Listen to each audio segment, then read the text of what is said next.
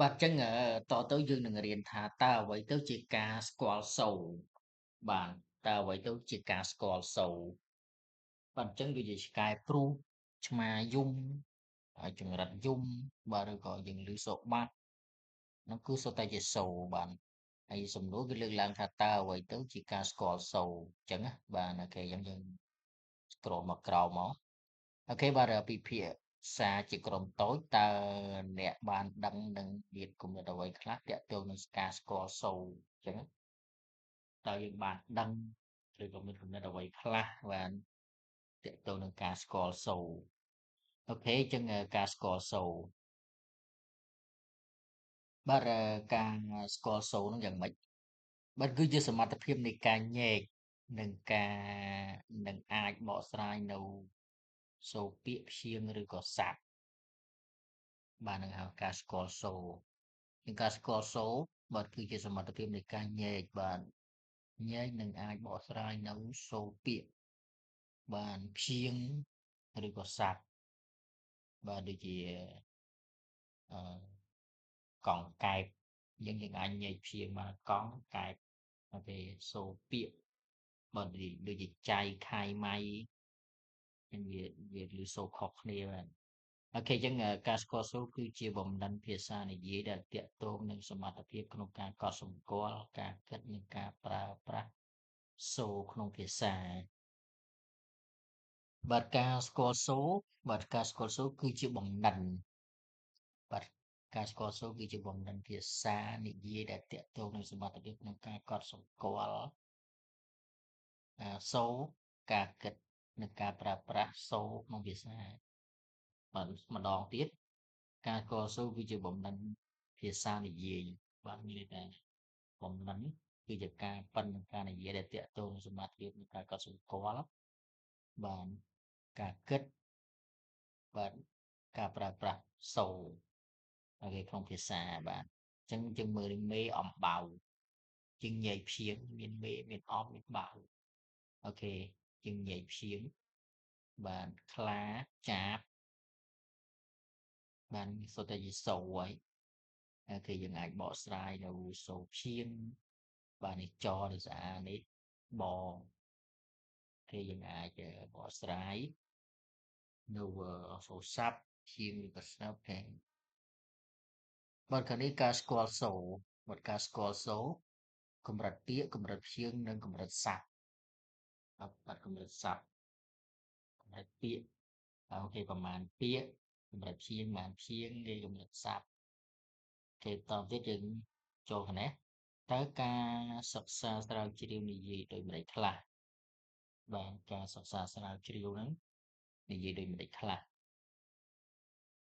អូខេបាទអញ្ចឹងបន្តទៀតការយល់ដឹងពីសូរគឺជាគ្រូជំនាញទី1និងសំខាន់បំផុតដែលគ្រូត្រូវបង្រៀនសិស្សឲ្យចេះបាទអញ្ចឹងបន្ទាប់ពីការសិក្សាស្រាវជ្រាវទៅយ៉ាងម៉េចគេសួរថាតើការស្រាវជ្រាវនិយាយដោយម្ដេចពាក់ព័ន្ធមួយសូរហ្នឹងបាទអញ្ចឹងទី1គឺការយល់ដឹងពីសូរគឺជាជុគឺជាគ្រូជំនាញទី1បាទគឺជាគ្រូជំនាញទី1និងសំខាន់បំផុតដែលគ្រូត្រូវបង្រៀនសិស្សឲ្យចេះបាទកខគគងគឺសូរខុសគ្នាគឺយើងត្រូវបង្រៀនឲ្យសិស្សគឺជំនាញតែម្ដងអូខេត្រូវតែចេះបាទការណែនាំពីបំណិននៃការស្គាល់សូរដល់សិស្សទាំងទាំងអស់គួរតែកើតមាននៅមត្តេយ្យនិងបន្តរហូតដល់ថ្នាក់ទី1និងទី2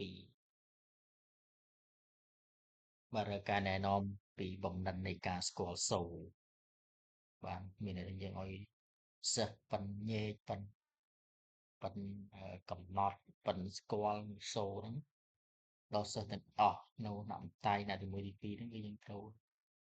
ឲ្យគាត់ស្គាល់ឲ្យអស់អូខេបាទស្គាល់ឲ្យអស់អូខេបាទបាទអញ្ចឹងបន្តទៀតបាទអញ្ចឹងបន្តទៀតអូខេតើការស្គាល់សូរកើតឡើងដោយស្វ័យប្រវត្តិមែនឬទេបាទអញ្ចឹងមុននឹងចូលសំណួរនេះយើងមើលការនេះបញ្ជាក់ឡើងវិញតើការសិក្សាស្រាវជ្រាវនិយាយដូចម្ដេច បាទអញ្ចឹងសិស្សទៅកាលណាគាត់អត់ស្គាល់សូរច្បាស់លាស់ទេគាត់អានអត់កើតទេអញ្ចឹងណាដូចកអាកាគាត់អត់ដឹងថាកហ្នឹងគាត់ហ៊ានថាកទេញឬក៏គាត់ហ៊ានថាសអាគាត់ដឹងថាកអាកាឬកអ៊ីគីអញ្ចឹងណាបាទព្រោះឃើញផ្សេងមួយគោឬគីអូខេអញ្ចឹងគឺការយល់ដឹងពីសូរនឹងគឺជាគោលនីតិមួយនិងសំខាន់បំផុតគ្រូត្រូវបង្រៀនសិស្សឲ្យចេះបាទណែនាំពីបំណិននៃការស្គាល់សូរដល់សិស្សទាំងអស់គួរតែកើតមាននៅមត្តេយ្យនិងបន្តរហូតដល់ថ្នាក់ទី1ទី2អូខេតោះយើងចូលសំណួរមួយទៀតតើការស្គាល់តើការយល់ស្គាល់សូរកើតឡើងដោយស្វ័យប្រវត្តិមែនឬទេបាទតែការស្គាល់បាទការយល់ស្គាល់សូរកើតឡើងដោយស្វ័យប្រវត្តិមែនដែរឬទេបាទអញ្ចឹងក្មេងហ្នឹងវាអាចញែកសូរអាចពន្យល់សូរស្រាក់សូរព្យញ្ញៈមួយហ្នឹងបានដោយស្វ័យប្រវត្តិអត់ជំបាទគឺបាសក្បាលហើយគឺ no បាទវាអត់ចឹងទេណាបាទវាអត់ចឹងទេបាទនេះឈ្មោះម្នាក់នេះគឺឈ្មោះអាដាមមកគេ Marilyn Adam គាត់2011ពី1990ខេតោះបន្តទៀតបាទយើងចូលមួយទៀតគឺការអភិវឌ្ឍបំណិនការស្គាល់សូរអូខេការអភិវឌ្ឍបំណិនការស្គាល់សូរបាទទី1ទី311យ៉ាងម៉េចបាទ311យើងមើលមកលើបាទ311គឺយើងនិយាយពីអីមិញបាទបាទនៅលើនេះបាទនេះ311គឺសារៈសំខាន់និងអត្ថន័យនៃការស្គាល់សូរបាទអញ្ចឹងយើងយល់បាទយល់ពីសារៈសំខាន់និងការអត្ថន័យនៃការស្គាល់សូរហើយអូខេឥឡូវយើងចូល312បាទ312បាទ312គឺការអភិវឌ្ឍបំណិនការស្គាល់សូរបាទការអភិវឌ្ឍបំណិនការស្គាល់សូរបាទការអភិវឌ្ឍបំណិនការស្គាល់សូរបាទបំណិនមានន័យថាការប៉ិនការស្គាល់នៅសូរគេតោះយើងចាប់ផ្ដើមបន្តទៀតគេបាទយើងចាប់ផ្ដើមបន្តទៀតគឺការអភិវឌ្ឍបំណិនការស្គាល់សូរបាទការអភិវឌ្ឍបំណិននៃការស្គាល់សូរបាទអញ្ចឹងការអភិវឌ្ឍបំណិននៃការស្គាល់សូរបាទវាទីមួយគឺសូរដើមនិងសូរចុងស្ដាប់និងកំណត់សូរ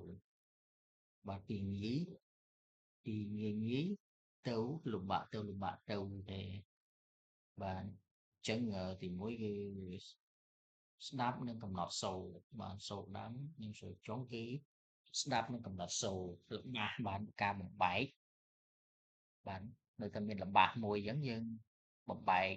ជាព្យាង្គអូខេបាទស្ដាប់កំណត់សូរលំបាកគឺការបំបែកពេលព្យាង្គបាទការផ្សំនិងការបំបែកបាទដូចជាពាក្យគោមួយគឺវាផ្សំពីកបូកជាមួយនឹងស្រៈគោអញ្ចឹងគោបូកជាមួយស្រៈអ៊ូអូខេបាទតោះបន្តទៀតបាទស័ព្ទបាទស័ព្ទការផ្សំនិងការបំបែកអូខេតោះអញ្ចឹងយើងមានន័យថាពីងាយទៅលំបាកទៅងាយ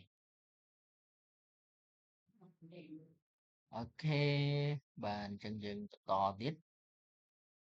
អូខេ